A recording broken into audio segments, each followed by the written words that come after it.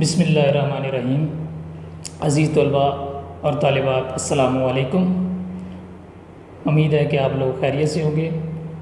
Dear students, हम मुताला Pakistan chapter number 2 पढ़ रहे हैं।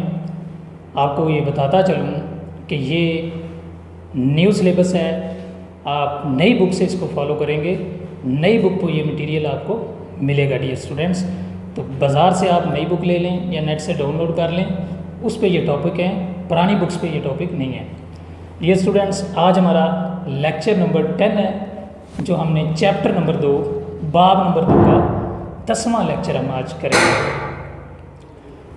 इसमें जो हमारा लेक्चर नंबर 10 है, आज हम डिस्कस करेंगे सियासी और आइनी कोशिशों के हवाले से क़याम पाकिस्तान में कायदे आज़म का किरदार। ये हमारा लॉन्ग क्वेश्चन है। इसमें से MCQs भी आएंगे बोर्ड में, शॉर्ट क्वेश्चन भी आएंगे, साथ साथ मैं आपको बताता चलूँगा। सबसे पहले हम इंट्रोडक्शन करेंगे कायदे आज़म के बारे में। इस टॉपिक के अंदर हम कायदे आज़म की सिर्फ़ और सिर्फ सियासी और आइनी कोशिशों का तज़किरा करेंगे, जो उन्होंने पाकिस्तान को बनाने के लिए कोशिशें की। डियर स्टूडेंट्स, कायदे आज़म मोहम्मद अली जिन्ना 25 दिसंबर 1876 को कराची में पैदा हुए। ये आपका MCQs भी बोर्ड में पूछा जा सकता है, आपको माइंड में रखना चाहिए, keep it in your mind. MCQs भी आ सकता है कि कायदे आज़म कब और कहाँ पैदा हुए। 25 दिसंबर 1876 को कराची में पैदा हुए। डियर स्टूडेंट्स, कायदे आज़म ने अपनी इब्तदाई तालीम अपने आबाई शहर, जो कि पाकिस्तान का दारुल हुकूमत था पहला, कराची में ही हासिल की। उन्होंने 1892 में मैट्रिक का इम्तिहान पास किया। मैट्रिक का इम्तिहान पास करने के बाद फिर कायदे आज़म कानून की आला तालीम हासिल करने के लिए लंदन चले गए। वहाँ से उन्होंने लंकन इन कॉलेज से उन्होंने कानून की तालीम हासिल की। 1896 में 1896 में वकालत और सियासत में उन्होंने शमूलियत अख्तियार की। यानी कायदे आज़म ने अपनी सियासत का आगाज़ 1896 में किया और उसके बाद सियासत में आने के बाद 1906 में 1906 में वो कांग्रेसी अजलास में मुस्लिम नुमाइंदा के तौर पर शामिल हुए। आपको बताता चलूँ कि कायदे आज़म जब सियासत में आए तो वो कांग्रेस के प्लेटफार्म पर आए थे। उन्होंने कांग्रेस में शमूलियत अख्तियार की थी और 1906 में कांग्रेस, जो हिंदुओं की महज नुमाइंदा जमात थी, उसमें बतौर मुस्लिम नुमाइंदा के तौर पर शिरकत की थी। और फिर दो बड़े मुस्लिम अकाबरीन, सैयद वज़ीर अली और मौलाना मोहम्मद अली जौहर, तहरीक पाकिस्तान के अकाबरीन में से ये दो नाम हैं। इनके कहने पर 1913 में कायदे आज़म ने मुस्लिम लीग में शमूलियत अख्तियार की थी सियासत में।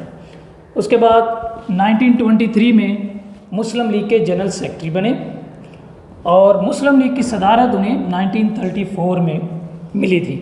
तो ये था कायदे आज़म का इंट्रोडक्शन। बतौर गवर्नर जनरल उन्होंने क़याम पाकिस्तान के बाद 13 माह काम किया था और 11 सितंबर 1948 को आप इस दुनिया से चले गए। तो ये था कायदे आज़म मोहम्मद अली जिन्ना का इंट्रोडक्शन, तारुफ। अब आ जाते हैं कि उन्होंने खिदमात कौन कौन सी सर अंजाम दी तहरीक पाकिस्तान में। तो डियर स्टूडेंट्स, जो उनकी आइनी खिदमात हैं और सियासी खिदमात हैं, उनमें से नंबर 1 कि उन्होंने हिंदुओं से जुदागाना इंतखाब का हक मनवा लिया।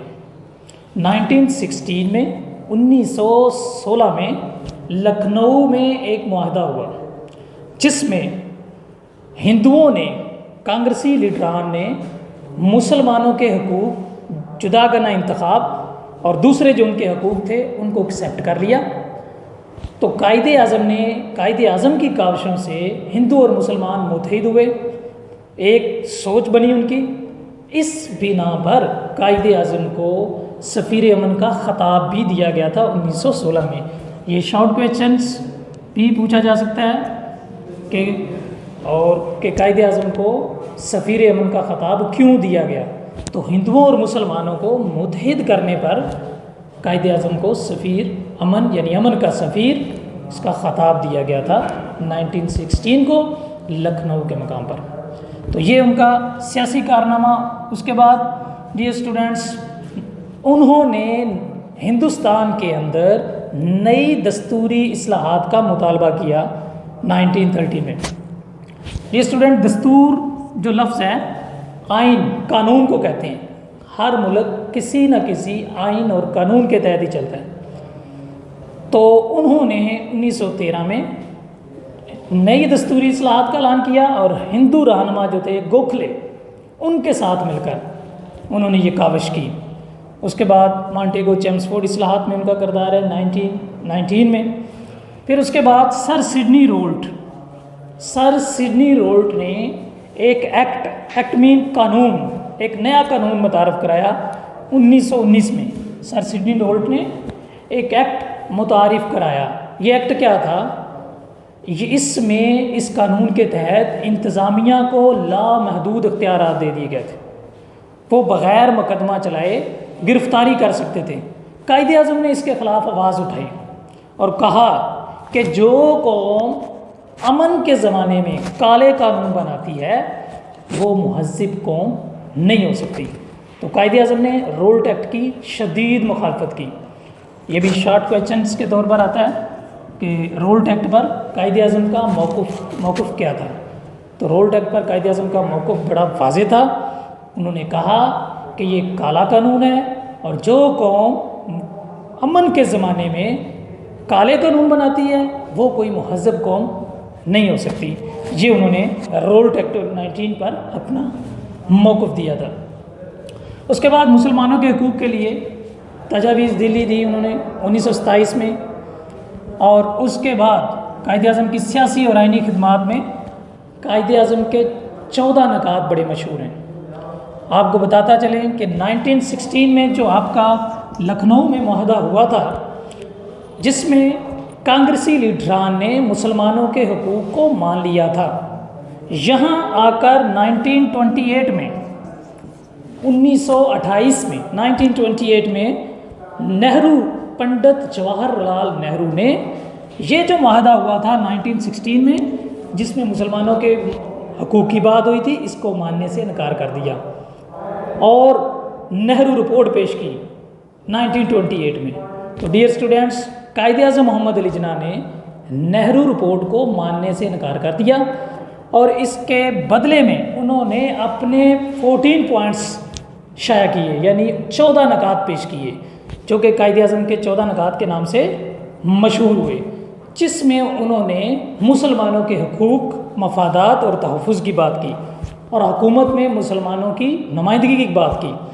यानी वो 14 पॉइंट्स थे जिससे मुसलमानों की मंजिल का तयन होता था, मुसलमानों के हकूक़ की बात होती थी, जो मुसलमानों को मसाइल थे उनकी नुमाइंदगी कायदे आज़म ने अपने इन 14 नकात के अंदर की।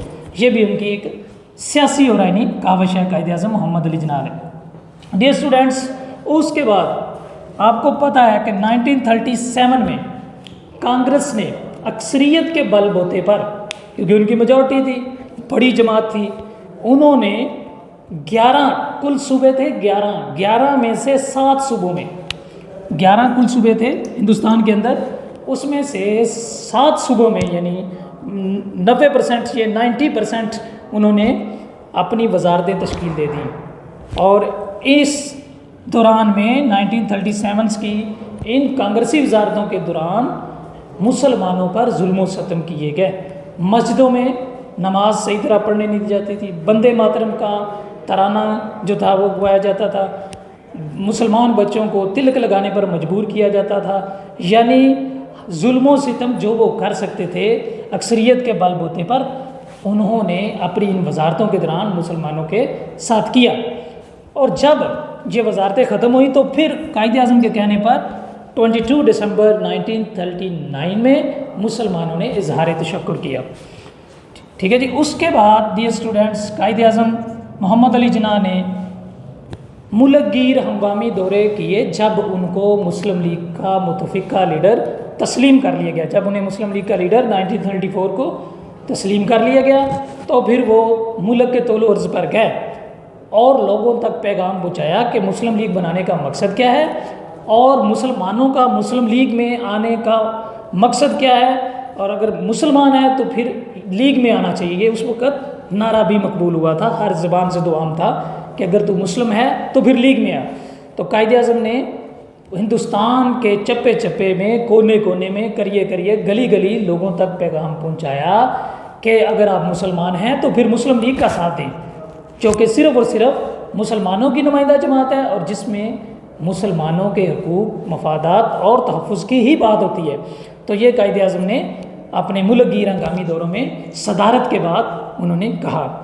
कायदे आज़म की सियासी और आइनी खिदमात में आगे बढ़ते हैं तो करारदाद लाहौर आ जाती है। डियर स्टूडेंट्स, ये मुस्लिम लीग का, ऑल इंडिया मुस्लिम लीग का 27वां सालाना अजलास था जो कि लाहौर के मौजूदा इकबाल पार्क में हुआ था, जिस जगह जिसकी याद में मीनार पाकिस्तान बनाया गया है। तो डियर स्टूडेंट्स, यहाँ पर पूरे हिंदुस्तान से लीडरान इकट्ठे हुए थे और यहाँ पे बंगाल के वज़ीर आला अबू अल कासम फजलुल हक, जो कि ए के फजलुल हक के नाम से मशहूर थे, उन्होंने एक करारदाद पेश की थी जो मुतफिका तौर पर पास हो गई थी, जिसमें मुस्लिम अक्सरियत वाले सूबों की बात हुई थी। हम बीइंग पाकिस्तानी 23 मार्च को पाकिस्तान दिन के तौर पर मनाते भी हैं। यहाँ पे खुतबा सदारत जो था डियर स्टूडेंट्स, वो कायदे आज़म ने ही दिया था। इस अजलास की सदारत भी कायदे आज़म मोहम्मद अली जिन्ना ने की थी।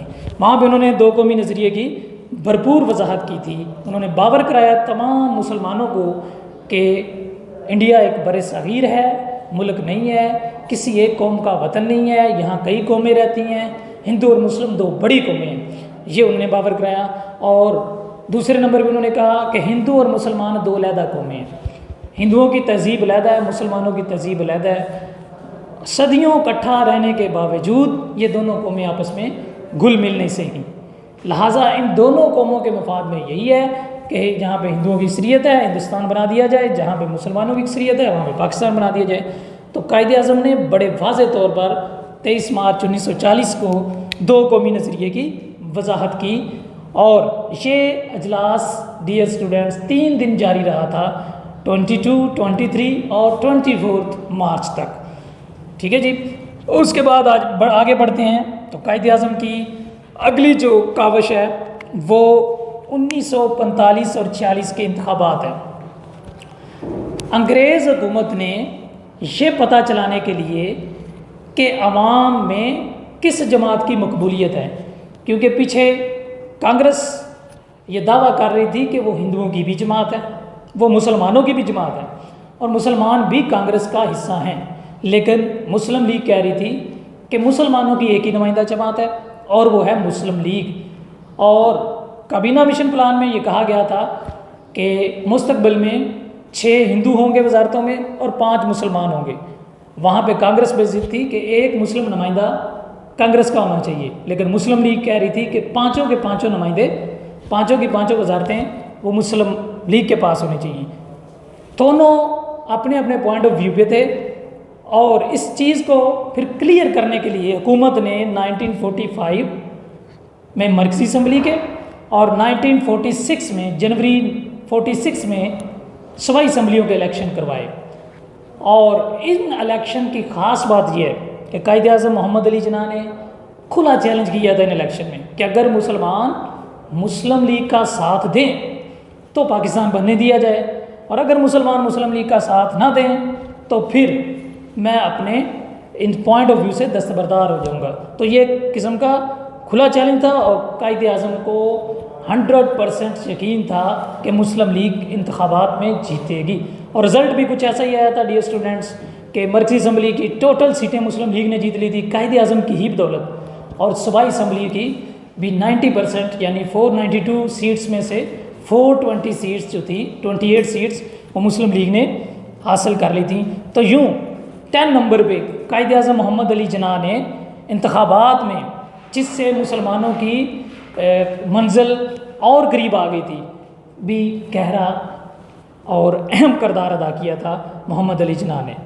डियर स्टूडेंट्स, काबीना मिशन तजावीज़ जो कि मुसलमानों के लिए एक जाल फैलाया गया था 1946 में, तो उसमें भी कायदे आज़म मोहम्मद अली जिन्ना ने उसकी मुखालफत की, क्योंकि अगर काबीना मिशन तजावीज़ को मान लिया जाता तो भी मुसलमानों के लिए मसाइल थे और इसको ना मानने से भी मसाइल थे, लेकिन ये कायदे आज़म मोहम्मद अली जिन्ना की कायदाना सलाहियतों की बदौलत इसमें से भी मुसलमान क्लियर हुए। उसके बाद क़याम पाकिस्तान के बाद फ़राइज़ और की मसलसल अदायगी, क़याम पाकिस्तान जब बन गया पाकिस्तान, तो उसके बाद पाकिस्तान को बेशुमार मसाइल का सामना था। महाजरीन की बात करी थी, सरहदों में प्रॉब्लम्स क्रिएट थी, मुआशी हमारे हालात थे, पानी का हमारा मसला था, तो इस तरह के बेशुमार मसाइल थे। हमारे पास कोई आइन नहीं था। तो ये सारे जो मसाइल थे वक्ती तौर पर, जो कि कांग्रेसी लीडरान ये समझ रहे थे कि पाकिस्तान चलने नहीं पाएगा, लेकिन कायदे आज़म मोहम्मद अली जिन्ना ने अपनी अनथक मेहनत से थोड़े अरसा में सिर्फ 13 माह के अंदर पाकिस्तान को अपने कदमों पर खड़ा कर दिया। तो ये कायदे आज़म की काविश थी और मेहनत थी। ये स्टूडेंट्स, पाकिस्तान की पहली आइन साज असम्बली ने कायदे आज़म को अपना गवर्नर जनरल मुंतखब किया था, और वो मोहम्मद अली जिन्ना जो थे वो पाकिस्तान के पहले गवर्नर जनरल मुंतखब हुए। लियाकत अली खान पाकिस्तान के पहले वज़ीर आज़म मुंतखब हुए। और आपको बताता चलूँ कि पहली आइन साज असम्बली जो थी वो 69 कैंडिडेट पर मुश्तमिल थी। तमीज़ुद्दीन असम्बली के पहले स्पीकर थे, यानी पाकिस्तान के पहले स्पीकर थे, और जो थे सर अब्दुल रशीद ये पहले चीफ जस्टिस ऑफ पाकिस्तान थे। और इस असम्बली ने ही कायदे आज़म को अपना पहला गवर्नर जनरल मुंतखब किया था, और बतौर गवर्नर जनरल भी उन्होंने आगे खिदमात सर अंजाम दी। तो ये थे डियर स्टूडेंट्स कायदे आज़म की सियासी और आइनी काविश का मुख्तसर जायज़ा, जो उन्होंने अपना क़याम पाकिस्तान में, तहरीक पाकिस्तान में अपनी कोशिशें की, और उनकी बदौलत हम पाकिस्तान बनाने में कामयाब हुए थे।